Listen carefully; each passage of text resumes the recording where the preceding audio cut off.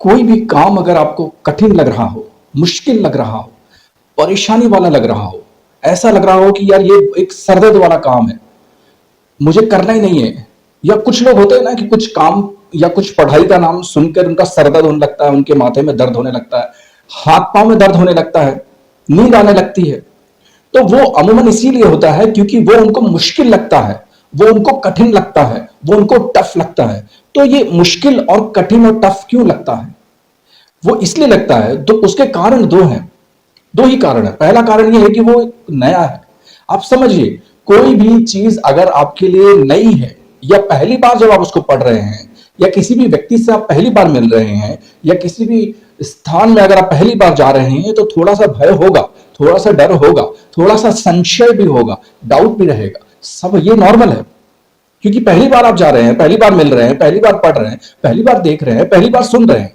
और पहली बार अगर कोई स्टेज पर आके बोलने की कोशिश करता है तो कैसे हड़बड़ा जाता है, क्योंकि पहली बार आप कर रहे हैं। तो फर्स्ट एक्सपीरियंस जो है वो थोड़ा सा नेगेटिव होता है, और इसमें नॉर्मल वाली बात है, कोई बड़ी बात नहीं है। और दूसरा कारण यह होता है कि आप ये नहीं समझ रहे हो कि जब आप उसका बार बार अभ्यास करोगे, जब वो आपको पुराना हो जाएगा, तो आपका डर छूट जाएगा।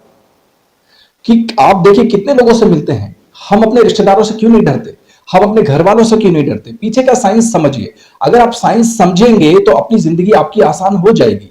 और आपको साइंस समझनी है, पंडितों के ज्ञान को नहीं समझना है। पंडितों के जो ज्ञान है, ज्योतिषियों के जो ज्ञान है, साधु संतों के जो ज्ञान है, उसको नहीं समझना है।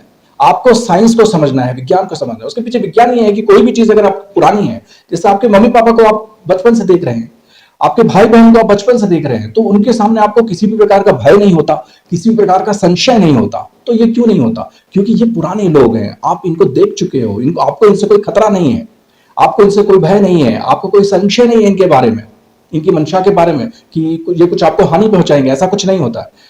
तो जैसे हमारे सोसाइटी में हमारे दोस्त होते हैं, हमारे दूसरे नाते रिश्तेदार होते हैं, सोसाइटी वाले होते हैं, ठीक उसी प्रकार अगर जब वो कोई भी सब्जेक्ट है जो भी आप पढ़ रहे हैं, अगर आप पहली बार आप पढ़ रहे हैं तो आपको नहीं समझ में आएगा, आपको उससे डर लगेगा। ठीक है, डर की कोई बात नहीं है, नॉर्मल है। लेकिन अगर आप डर के नाम से अगर पढ़ेंगे ही नहीं, तो आप हार जाएंगे, तो आप फिर आप जिंदगी बर्बाद हो जाएगी। आप उसको पढ़िए, एक बार पढ़ेंगे नहीं समझ में आएगा, दूसरी बार पढ़ेंगे थोड़ा कुछ कुछ तो थोड़ा आएगा समझ में, तीसरी बार पढ़ेंगे थोड़ा कुछ उससे ज्यादा आएगा, चौथी बार जब आप उसको रिवाइज करेंगे, पांचवी बार, छठवीं बार। इसीलिए कबीरदास जी ने कहा है, करत करत अभ्यास के जड़मति होत सुजात।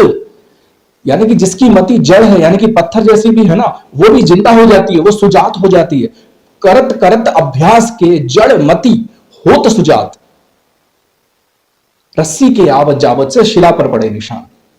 तो आप बाबा साहेब अंबेडकर की जय बोलिए, कबीरदास जी की जय बोलिए, और इस एक दोहे को आत्मसात कर लीजिए। आप पहली बार अगर किसी भी व्यक्ति से मिलेंगे तो आप घबराएंगे, आप पहली बार कभी मार्केटिंग पे जाएंगे तो घबराएंगे, डरेंगे, आप पहली बार कुछ नया काम करेंगे तो डरेंगे, और हो सकता है असफल हो जाए, कोई बात नहीं है, उसमें चिंता की कोई बात नहीं है। लेकिन लेकिन अगर आपने उसको वहीं छोड़ दिया और उसके बाद आप उसको दोबारा नहीं करते हैं, तिबारा नहीं करते हैं, चौथी बार नहीं करते हैं, तो फिर आप उसको कभी कर नहीं पाएंगे। बस इतना ही साहस चाहिए होता है कि आप उसको दोबारा कीजिए, तीसरी बार कीजिए, चौथी बार कीजिए। और एक और विज्ञान आपको बताता हूं कि मान लीजिए कि कोई भी काम अगर आपको मुश्किल पड़ रहा है, कठिन लग रहा है, तो आप उसको आसान कैसे करेंगे? मान लीजिए कोई चैप्टर है, चाहे मैथ्स का चैप्टर हो।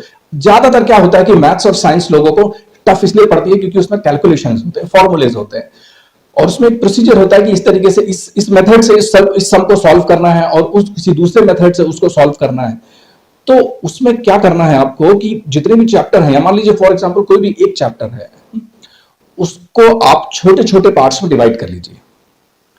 अब कोई भी काम है, अगर आप बिजनेसमैन है, मार्केटिंग में है, हाउस वाइफ है, या कोई भी नॉर्मल ह्यूमन बीइंग है, जो काम आपको कठिन और मुश्किल लग रहा है, आप शांति से बैठ जाइए और उसको छोटे छोटे अंगों में, छोटे छोटे भागों में बांट दीजिए, है ना। 1 से 10 बांट दीजिए, एक से ज्यादा बड़ा काम है तो 1 से 20 में बांट दीजिए, 1 से 40 में, 100 में, आप जितना चाहें उतना बांट सकते हैं। जितने भी छोटे भाग में उसको बांट सकते हैं उसको बांट दीजिए, और फिर वो एक छोटा छोटा हिस्सा आप पढ़िए, या छोटा छोटा हिस्सा वो काम कीजिए। जब आप वो छोटे छोटे हिस्से में काम करेंगे, इसको बोलते हैं डिवीजन मेथड, तो वो आपको बड़े आसानी से, बड़े आराम से समझ में आ जाएगा। अब इसको दूसरे एग्जांपल से मैं आपको बताता हूं। मान लीजिए अगर एक घर बनाना है, जिसकी चिनाई ईंट से होनी है। ईंट से अगर आपको कोई घर बनाना है तो एक साथ आप 20-40 हजार 50,000 ईंट लेके सीधे नहीं लगा सकते हो। वो 40,000 50,000 ईंट जो आप लगाएंगे घर में, वो एक एक करके लगाएंगे तो आप आराम से 40,000 50,000 नहीं, आप 10 लाख ईंट भी लगा सकते हैं, और लगेगी लेकिन एक एक ईंट ही। तो ठीक उसी प्रकार से जैसे 50,000 ईंट को एक में डिवाइड किया, 50,000 सेक्शंस में डिवाइड किया, तो वो एक एक ईंट लगाई, पहले एक ईंट उठाई फिर लगाई, फिर एक ईंट उठाई फिर लगाई, फिर एक ईंट उठाई लगाई। तो ऐसे ही करके 50,000 ईंट लगा दी और पूरा का पूरा घर तैयार हो गया, अलग अलग दीवारें बन गई। ठीक है, ये साइंस ये है। और अगर आपको किसी, बराबर, तो ये सबसे इंपॉर्टेंट पॉइंट है कि अगर आपको कोई भी चीज मुश्किल या कोई भी चीज कठिन लग रही है, या अगर आपको किसी भी चीज से डर लग रहा है, तो उसको बहुत सारे सेक्शंस में डिवाइड कर दीजिए। सेक्शन 1 2 3 4 100 सेक्शंस में डिवाइड कर दीजिए। फिर एक एक सेक्शन लीजिए और एक एक सेक्शन को पढ़िए, एक एक काम कीजिए। मान लीजिए शादी में बहुत सारे काम होते हैं, अब ये करूं वो करूं, क्या करूं क्या नहीं करूं, बर्थडे पार्टी उसमें भी बहुत सारे काम होते हैं, किसी का एनिवर्सरी अगर सेलिब्रेशन वगैरह है, या कोई भी पार्टी हो, कोई भी सेलिब्रेशन है, तो उसमें बहुत सारे काम होते हैं। तो क्या काम करें, तो काम को डिवाइड कर ले कि सबसे पहले सजावट, घर की सजावट का काम कर लूंगा, दूसरे हिस्से में बारात कहां रुकेगी उसका काम कर लूं, तीसरे हिस्से में खाना कहां पे खाया जाएगा, कौन बनाएगा, वो काम कर लूं, चौथे हिस्से में कार्ड्स कहां छपेंगे, कैसे, कौन बांटने जाएगा, उसको कर लूं। फिर और भी जितना भी डिवीजन करना है कि लोग आएंगे तो रात को कहां रहेंगे, वो उनकी चाय पानी की व्यवस्था कौन करेगा। तो अलग अलग सेक्शंस में, अलग अलग सेक्शंस में और छोटे छोटे सेक्शंस में जब आप किसी भी काम को डिवाइड करते हैं तो वो काम आपके लिए बहुत आसान हो जाएगा और क्विक वॉक हो जाएगा। तो बाबा साहेब अंबेडकर की जय बोलिए, और किसी भी अछूत बनाने वाले पंडित के चक्कर में मत फंसिएगा। और जिंदगी बहुत आसान है, जिंदगी बहुत सरल है, और आप जिंदगी को जितना आसान और सरल बनाना चाहते हैं, जिंदगी उतनी सरल बना सकते हैं, और जिंदगी को जितना मुश्किल बनाना चाहते हैं उतनी जिंदगी मुश्किल बना सकते हैं। धन्यवाद।